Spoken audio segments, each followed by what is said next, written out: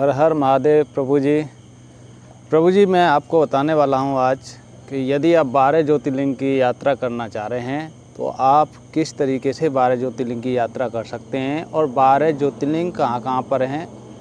आप ट्रेन से जाना चाहते हैं तो आप कैसे जाएंगे और पास में कौन सी जगह घूमने के लिए हैं, कितने दिन लग जाएंगे, कितना खर्चा आएगा, ये सारी जानकारी मैं आपको बताने वाला हूँ। टोटल खर्चा, टोटल दिन कितने लगेंगे, ये सारी जानकारी आपको इस वीडियो में मिल जाएगी। मैं या तो सोमनाथ से शुरू कर सकते हैं, यदि आप उत्तर से दिशा से आ रहे हैं तो आप गंगा जी का जल लेके आइए। सबसे पहले रामेश्वरम पर जल चढ़ाइए। रामेश्वरम ज्योतिर्लिंग जैसा कि आप सभी जानते हैं तमिलनाडु में है। रामेश्वरम और कन्याकुमारी की जो दूरी है कम से कम 7-8 घंटे की दूरी है। ट्रेन डायरेक्ट चलती है रामेश्वरम से कन्याकुमारी के लिए भी। तो आप रामेश्वरम जाने के लिए सबसे पहले आप आ जाइए मदुरई जो कि एयरपोर्ट भी है और वहाँ से आपको बस मिल जाएगी। तो 176 किलोमीटर दूरी है। आप 3 घंटे करीब में मदुरई से रामेश्वरम पहुँच जाएंगे।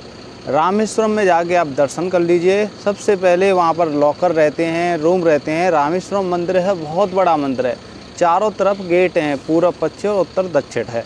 तो आप उस लॉकर जो रहते हैं वहाँ लॉकर में अपना सामान रखिए और रूम लेना चाहते हैं तो आपको 1800-1500 रुपये में अच्छा रूम मिल जाएगा।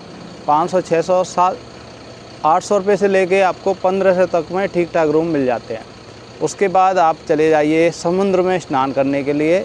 जो समुद्र है उसमें लहर नहीं आती हैं तो आप अंदर तक जा सकते हैं, लेकिन फिर भी ज़्यादा अंदर तक नहीं जाएं। समुद्र में स्नान करने के बाद सीधे आप आइए रामेश्वरम मंदिर।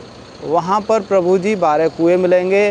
तो आप 12 कुएँ में थोड़ा थोड़ा जल सभी लोग डालते हैं, एक आधा बाल्टी, थोड़े लोटा से या बाल्टी से छिड़कते हैं, क्योंकि बहुत सारे लोग रहते हैं।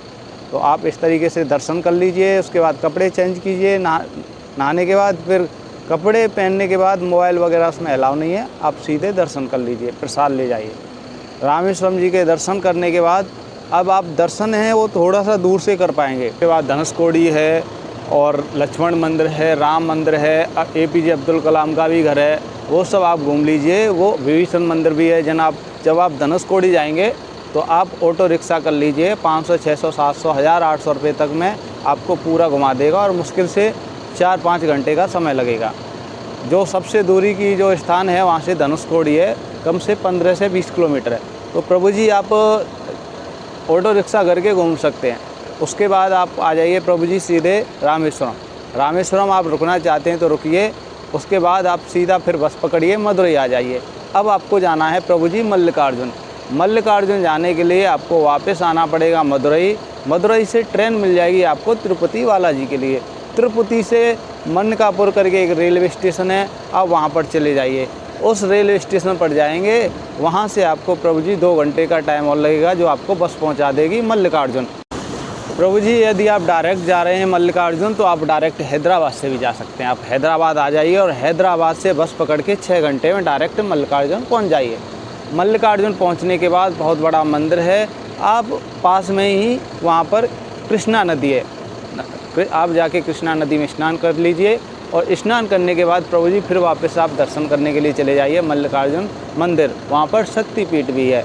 तो आप दर्शन करने के बाद पीछे जैसे जिस गेट से बाहर निकलते हैं वहीं पर बहुत बड़ा भंडारा चलता है। तो आप प्रसाद ग्रहण कीजिए, बहुत स्वादिष्ट भोजन मिलता है। आप कुछ दान दक्षिणा देना चाहते हैं तो वहीं पर कुछ दान दक्षिणा कर सकते हैं। उसके बाद आप वापस आ जाइए। आप रूम लेना चाहते हैं तो आपको रूम वहाँ पर 1800 रुपये में मिल जाएंगे। आपको रूम लेने के बाद, वहाँ रुकने के बाद आप अगले दिन जाना चाहते हैं तो आपको वापस हैदराबाद आना है। फिर प्रभु जी आपको कृष्णेश्वर जाना होगा। कृष्णेश्वर जाने के लिए आपको जाना होगा सीधा औरंगाबाद महाराष्ट्र। प्रभु जी संभाजी नगर के लिए आपको हैदराबाद से ट्रेन मिलेगी, जो कि आपका करीब 20-22 घंटे का रास्ता रहेगा। तो आप हैदराबाद से ट्रेन लेके संभाजी नगर यानी कि औरंगाबाद महाराष्ट्र आ गए। वहाँ से कृष्णेश्वर की जो दूरी है वो मुश्किल से 30 से 40 किलोमीटर है। रोड थोड़ा सा टूटा हुआ है, इसलिए समय लग जाएगा आपको 1.5 से 2 घंटे। 1-1.5 घंटे में मान के चलिए आप पहुँच गए कृष्णेश्वर। वहाँ पर बहुत सारी धर्मशालाएँ हैं, वहाँ पर स्नान कीजिए, रुकिए। स्नान करने के बाद बहुत प्यारे दर्शन हो जाएंगे। आप पास से शिवलिंग को देख सकते हैं, छू सकते हैं। तो शिवलिंग के दर्शन कर लीजिए, आप स्नान कराइए। उसके बाद फिर आप वापस धर्मशाला रुकना चाहते हैं तो आपको 1800 रुपये में वहाँ भी रूम मिल जाएंगे। वापस आप संभाजी नगर आ जाइए। अब आपको जाना है प्रभु जी कहाँ पर, त्र्यंबकेश्वर के लिए ट्रेन पकड़िए। त्र्यंबकेश्वर जाने के लिए आप नासिक से जा सकते हैं। नासिक डायरेक्ट जाइए ट्रेन पकड़ के। त्र्यंबकेश्वर जाएंगे तो प्रभु जी आपको 6 घंटे लग जाएंगे। साथ ही साथ मैं आपको बता दूं कि महाराष्ट्र में एक परली में बैजनाथ करके भी है, 2 बैजनाथ हैं। एक बैजनाथ है प्रभु जी झारखंड में, दूसरे बैजनाथ हैं आपके परली यानी कि महाराष्ट्र में। तो यदि आप झारखंड जा रहे हैं तो वहाँ जा सकते हैं। यदि आप महाराष्ट्र में ही बैजनाथ जी के दर्शन करना चाहते हैं तो वहाँ संभाजी नगर से मुश्किल से 5-6 घंटे की दूरी होगी, तो आप वहाँ पर दर्शन कर सकते हैं। यानी कि औरंगाबाद से अब जब हैदराबाद से औरंगाबाद जाएंगे तो रास्ते में ही परली पड़ते हैं पास में, तो आप सीधा वहाँ उतर के फिर संभाजी नगर जा सकते हैं या फिर संभाजी नगर से परली जा सकते हैं। यदि आपको झारखंड जाना है बैजनाथ जी के दर्शन करने के लिए तो आप वहाँ भी कर सकते हैं। अब सीधे नासिक, अब आपने दर्शन कर लिए कृष्णेश्वर के, आप सीधे चले जाइए नासिक। नासिक के लिए 5-6 घंटे का समय लग जाएगा, ट्रेन चलती है। वहाँ पहुँचने के बाद आप नासिक स्टेशन पहुँच गए, वहाँ से आपको बस पकड़नी है। बस से करीब 1-1.5 घंटा लग जाएगा। बहुत सारी इलेक्ट्रिक बस चलती हैं और जो दूरी है नासिक से त्र्यंबकेश्वर की वो है करीब 30 से 40 किलोमीटर की। तो आप वहाँ पहुँच जाइए। वहाँ पर त्र्यंबकेश्वर में गौतम ऋषि ने भगवान शिव की आराधना की थी, उन पर गौ हत्या का पाप लगा दिया गया था। उसको मिटाने के लिए उन्होंने भगवान शिव को याद किया था, तो भगवान शिव प्रकट हो गए थे और वहीं पर रहने लग गए। तो उसी जो तालाब है वहाँ पर एक तालाब भी है, वहाँ पर गंगा भी है जिसको गौतमी गंगा बोलते हैं।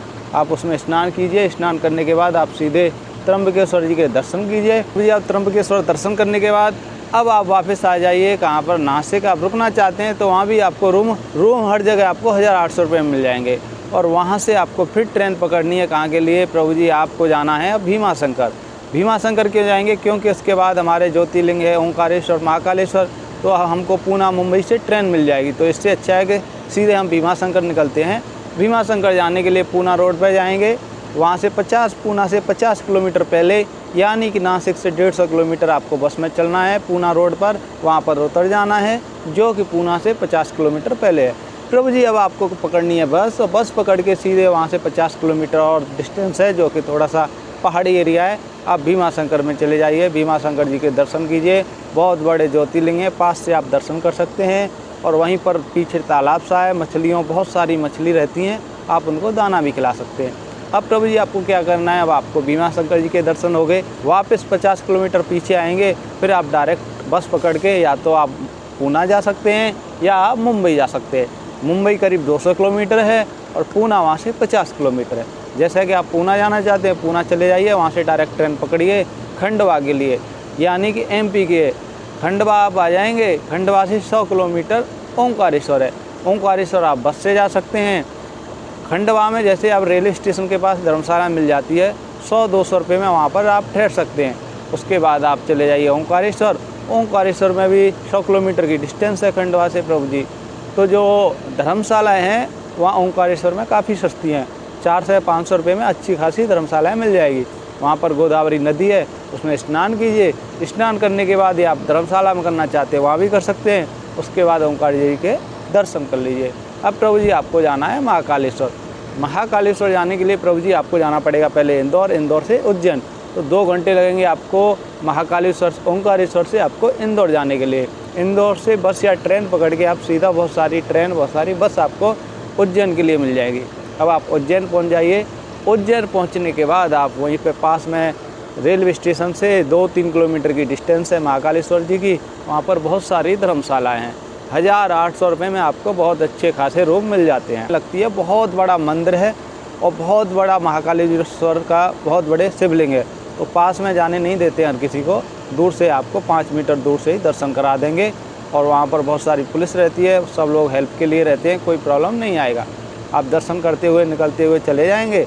अब आप महाकाल लोक भी है, वहाँ पर बहुत सारी झांकी लगी हैं, बहुत सारे ऋषि मुनि की, भोलेनाथ की, सारा देवताओं का वहाँ पे परिवार है। बहुत बड़ी बड़ी झांकी हैं। आप महाकाल लोक में भी घूम सकते हैं। वहाँ घूमने के बाद आप रुकिए, अगले दिन के लिए निकल जाइए प्रभु जी आप सोमनाथ के लिए। सोमनाथ जाने के लिए आपको वहाँ से सोमनाथ जाना है गुजरात में। सोमनाथ जाने के लिए आपको ट्रेन मिल जाएगी प्रभु जी, 15 से 16 घंटे लगेंगे। आप सोमनाथ जाइए, वहाँ पे रुक लीजिए, वहाँ भी रूम आपको 1800 रुपये में रूम मिल जाएगा। वहाँ नहा धो के नहा लीजिए प्रभु जी। वहाँ से स्नान करने के बाद आप सीधे चले जाइए, सोमनाथ जी के दर्शन कर लीजिए। और प्रभु जी शाम की आरती तो आप बिल्कुल मिस मत कीजिए। सोमनाथ जी में शाम की आरती बहुत ही गजब रहती है। शाम का जो समुद्र का नज़ारा है प्रभु जी, वो भी बहुत अच्छा लगता है। सुबह का जो नज़ारा है वो भी बहुत अच्छा लगता है। सोमनाथ जी के दर्शन करने के बाद आप सीधा चले जाइए नागेश्वर। नागेश्वर जी के जाने के लिए प्रभु जी आपको डायरेक्ट ट्रेन मिल जाएगी, यानी कि द्वारका। अब आपको जाना है द्वारका। द्वारका जाने के लिए 10 से 12 घंटे आप सीधे ट्रेन पकड़ के द्वारका चले जाइए। द्वारका पहुंचने के बाद वहां पर रुकिए। आप डायरेक्ट वहां पर दर्शन करने के लिए जाना चाहते हैं, डायरेक्ट नहा धो के दर्शन कर सकते हैं। द्वारका में जाइए नागेश्वर। नागेश्वर जी द्वारका में पास में ही है, स्टेशन से 2-3 किलोमीटर की दूरी पर। आप वहाँ पर दर्शन कीजिए। फिर आपको जाना है भेंट द्वारका। भेंट द्वारा भगवान श्री कृष्ण की जो समुद्र में है, वहाँ से करीब 1-1.5 घंटा लगेगा बस से, जो कि आपकी 200 रुपये बस लेती है। वो आपको भेंट द्वारका घुमा देगी। भेंट द्वारका जाने के लिए बस पकड़ लीजिए, और वो यात्रियों के लिए ही रहती है। तो प्रभु जी आपको वापस आ जाना है भेंट द्वारका से द्वारका में रुकिए, खाना खाइए। उसके बाद आपको फिर वापस जाना है किधर प्रभु जी? अब जाना है आपको सीधा बनारस। बनारस जाने के लिए ट्रेन डायरेक्ट आपको मिल जाएगी द्वारका से। 24 घंटे का करीब समय लगेगा, 24 से 30 घंटा आप पहुंच जाएंगे बनारस। बनारस में काशी विश्वनाथ जी के दर्शन कीजिए, गंगा आरती है, दशाश्वमेध घाट है, मणिकर्णिका घाट है। तो ये सब दर्शन करने के बाद वहाँ पर आप सीधे चले जाइए बैजनाथ, जो कि झारखंड में। एक बैजनाथ थे पल्ली में, दूसरे बैजनाथ थे झारखंड में। तो आप झारखंड में बैजनाथ दर्शन कीजिए। फिर आपको वापस बनारस आना पड़ेगा प्रभु जी, और बनारस से आपको सीधी ट्रेन पकड़नी पड़ेगी हरिद्वार के लिए। बस ट्रेन पकड़, वहाँ से फिर आपको हरिद्वार से बस पकड़ के फिर आपको जाना है सीधा ऋषिकेश होते हुए केदारनाथ। केदारनाथ जी के दर्शन कर लीजिए। केदारनाथ आप जाना चाहते हैं तो आप मई जून से लेके दिवाली तक लगभग 4-5 महीने केदारनाथ जी के ही दर्शन होते, 4-5 महीने ही हो सकते हैं केदारनाथ जी के दर्शन, बाकी बर्फ़ का समय रहता है। इस तरीके से प्रभु जी आप घूम सकते हैं। आप जल्दी से जल्दी आप घूमना चाहेंगे तो प्रभु जी आपको कम से कम 25 से 30 दिन कम से कम लग जाएंगे, जो कि आप रिजर्वेशन करा लेते हैं तब। और आपकी रिजर्वेशन प्लानिंग कुछ इस तरीके से रहेगी कि आप यहाँ दर्शन कर लीजिए सुबह के, शाम को फिर आप ट्रेन में बैठ जाइए, फिर अगले दिन बैठ जाइए। मिनिमम 25-30 दिन है, और सही से आप घूमना चाहेंगे थोड़ा रुक के तो आपको 50 दिन कम से कम लग जाएंगे। यदि आप 25-30 दिन में घूम लेते हैं ट्रेन से, जो कि आपके रिजर्वेशन रहेंगे, तो आपको टिकट कराने की यानी कि होटल लेने की ज़रूरत कम पड़ेगी, रुकना कम पड़ेगा। इसलिए आपका खर्चा 30,000 रुपये में आराम से घूम सकते हैं।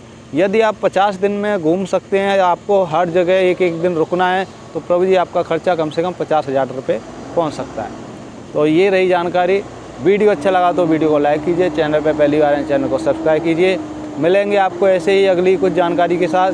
जब के लिए जय हिंद, जय भारत, हर हर महादेव, राधे राधे।